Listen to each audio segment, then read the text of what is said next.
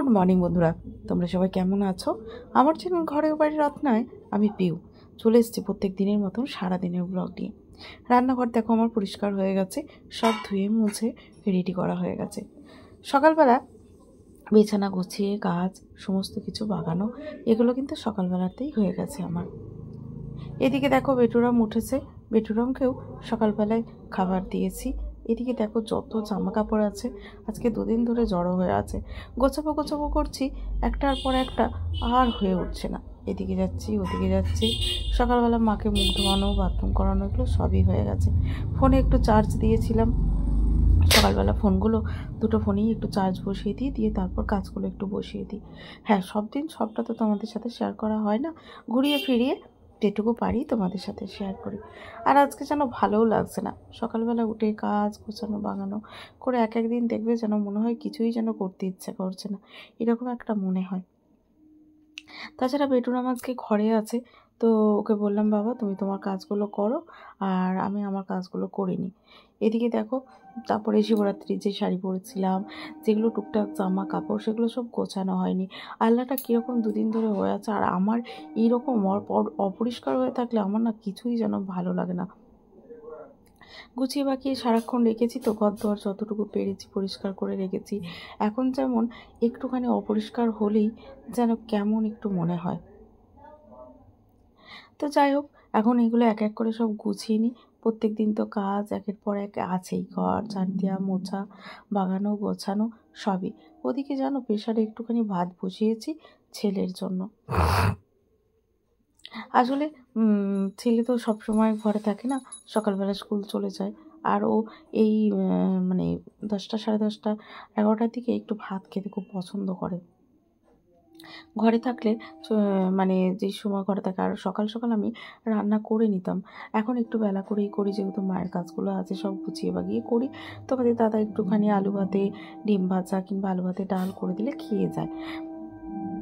তো সেক্ষেত্রে আজকে ভাবলাম তো ও সকাল তখন রান্না করতাম, ওর পাপাও খেয়ে যেত আর তার সাথে আমার ছেলেও দুটো খেয়ে নিত। যখনই ফাঁকা থাকতাম তো বলছে মা আমাকে একটু ভাত করে দেবে, আমি বললাম ঠিক আছে কেন করে দেবো না। তো ভাবলাম যে তাহলে একটু প্রেশারে বসিয়ে দিই, এত তাড়াতাড়ি করে ছেলেটা খেতে চাইছে। তো দেখো প্রেশারের ভাত একটুখানি তো মানে গায়ে লাগা লাগা টাইপের হয়, আর আমি ঠিকঠাক প্রেশারে ভাতটা না করতে পারি না। আমার দিদি খুব ভালো প্রেশারে ভাত করে, বেশ ঝরঝরে মানে ভাত করতে পারে। আমি না খুব একটা প্রেশারে না ঝরঝরে ভাতটা করতে পারি না। তো যাই হোক, সবাই তো সবটা ঠিকঠাক জানে না, আমিও পারি না। ওইদিকে দেখো প্রেশারের মধ্যে আমি দিয়ে দিয়েছিলাম আলু মাখা, মানে আলু মাখা বলছি সরি, আলু সেদ্ধ। সেটাকে আমি আলু মেখে নিয়েছি বেশ ভালো করে, একটু কাঁচা পেঁয়াজ দিয়ে, আর তার সাথে ডাল সিদ্ধ। ডালটা খুবই সিদ্ধ হয়ে গেছে, কোটোর মধ্যে দিয়েছিলাম, আর সাথে একটা ডিম সিদ্ধ দিয়ে দিয়েছিলাম। ডিম সিদ্ধটা একদম খেতে চায় না, বলে মা আমার না খুব একটা ভালো লাগে না। কিন্তু সবসময় ভাজা ডিমটা খাওয়াটা কি ভালো বলো তো? সবসময় ভালো না। আর বললাম গরম ভাতের সাথে একটুখানি ঘি খেলে কি ভালো লাগে।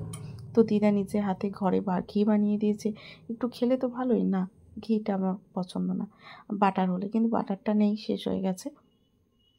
ওই জন্য ভাবলাম ঝাড় আচার, ঝাড় আচারটা খুব ভালোবাসে, ঝাল আচার এত ভালোবাসে খেতে কি বলবো। মানে হাজার তরকারি থাকলেও ঝাল আচারটা সাথে নিয়ে বসে পড়ে, এরকম আমার বেটুরাম।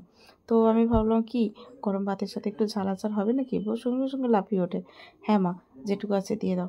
আর আচারটা একদম পুরো শেষ হয়ে গেছে জানো তো, বাড়ান্ত হয়ে গেছে। তো যেটুকু ছিল ওকে আমি দিয়ে দিলাম, আবার নিতে হবে। তো মিশন থেকে এক দাদা আসে, আমাকে আচার দিয়ে যায়, মানে পাঁপড় দিয়ে যায়, সিমই দিয়ে যায়, মানে ওদের তৈরি করে, তো জিনিসগুলো খুবই ভালো হয়। তো আমি নিয়ে রাখি, সত্যি খুবই ভালো করে, লঙ্কার আচার এমনি আচার। তো বেটুরাম খেতে পছন্দ করে। তো দেখো আমি প্রেশারে অনেকটাই ভাত করেছি, ওর ঠাকুমার হয়ে যাবে। আর আমি না শরীরটা আজকে ভালো লাগছে না, ভাবছি দুপুরবেলা আরও আজকে ভাত টাত কিছু খাবো না, ছেলেকে খাইয়ে দেবো, ওর ঠাকুমার হয়ে যাবে, ছোট্ট প্রেশারে চাপিয়েছিলাম। আর আমি দুপুরে আজকে ভাবছি একটু মুড়ি খেয়ে নেবো।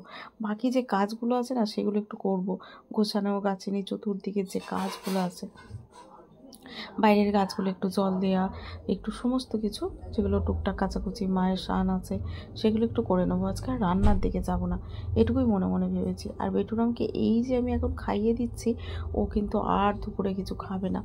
তো যাই হোক, দুপুরে যদি খায় ওকে আমি এটাও জিজ্ঞাসা করব যে তুই যদি খাস আমি অবশ্যই চাপাবো ভাত ডাল, আর না হলে রাত্রে গরম গরম রান্না করব। তো যাই হোক, এই যে ভরপেটটা খাবারটা খাইয়ে দিলে ও আর খেতে চাইবে না। তো ভাবলাম এখন খাওয়াই, যদি খায় তো না করে দেওয়ার কিছু নেই, অন্তত কাজগুলো কিছুটা করি। আর ফোনের কাজ অনেকটা আমার বাকি পড়ে আছে, সেগুলোও করতে পারছি না জানো, একের পর এক কাজ করতে করতে। অবশেষে প্রচুর মশা, তাই জন্য আমার বেটুরামকে আমি মশারি খাটিয়ে দিয়েছি।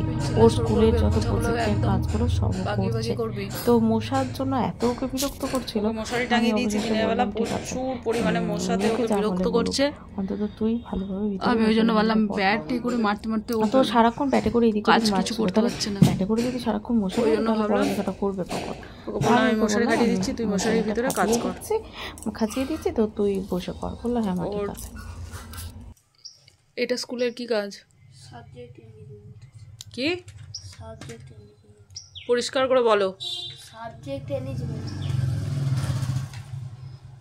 কতটা বাকি আছে? ওই ফাইলটা আছে। জল টেস্ট হলে জল খাবি? আর দুপুরে আর ভাত খাবি নাকি? রান্না করবো আর খাবি না? ঠিক বলছিস? তখন কিন্তু আর ভাত চাইলে হবে না, ঠাম্মির মতো আছে, ঠিক তো? দুপুরবেলা আর কিছু রান্না করবো না, তাহলে আমি মুড়ি খেয়ে নেবো। আমি আর কলা টলা আছে, ফল আছে। তুই খেলে তাহলে ডিম ভাজা ডাল আলু হতে খাবি না? ঠিক আছে, তাহলে আমি এবেলা রান্না করছি না বেটা। ঠিক আছে, কাজগুলো করে না। পাচ্ছি না বললে হবে না, সমস্ত কাজ। হ্যাঁ জল না, বোতল নেই। এদিকে বাইরের কলপারে দেখো জল বালতি আমার ভর্তি করা আছে। এবার এইগুলো গাছে একটু জল দিয়ে দেবো, তাহলে মোটামুটি কাজটা আমার হয়ে যাবে। এদিকে স্নান টান করে আমি চলে এসেছি পুজো করতে। তো দেখো আমার পুজো করা কমপ্লিট হয়ে গেছে। এরপর দুপুরবেলা আমি এতক্ষণ মুড়ি নিয়ে বসে পড়েছি।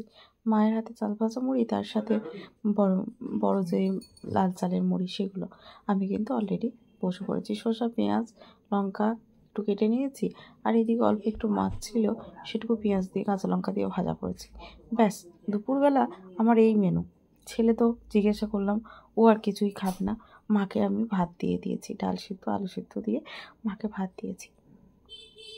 তো চলো, আমার আর সত্যি কথা বলতে আমার প্রেশারের ভাত খেতে ইচ্ছাও করে না, আর একার জন্য আবার ভাত চাপাবো আর ইচ্ছা করলো না, বিশ্বাস করো। ভাবলাম রাত্রে একটু গরম গরম রান্না হবে, এখন আপাতত মুড়ি খেয়ে নিই। তো দুপুরবেলা আমি এই যে সুন্দর করে মুড়ি খেয়ে নিলাম। আর সাথে দেখো আমি মূল্যটা বেশ ভালো ছিল, একটুখানি নিলাম শুকনো মুড়ি খাওয়ার সাথে।